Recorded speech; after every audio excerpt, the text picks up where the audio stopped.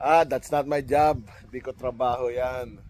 Tapos, minsan kapag nagkakandak ako ng training on problem solving and decision making, and we talk about root cause analysis using the fishbone diagram, makikita mo yung problem nasa isang department, yung mga causes nasa ibang department. Pag tinanong mo sila, how are they solving it? They said, I'm not solving it because it's not part of my job.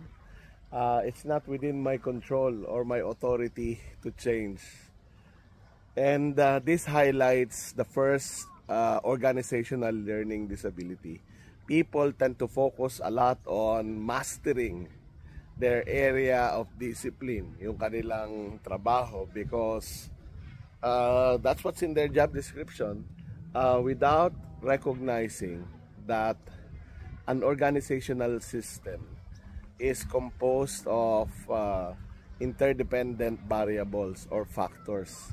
Kaya nangyayari kapag nagkakaproblema, hindi nagkakaroon na maayos na conversation about the different factors that contribute or get affected by this problem. So yan ang first learning disability of organizations that cause them to not solve problems, especially in the long term.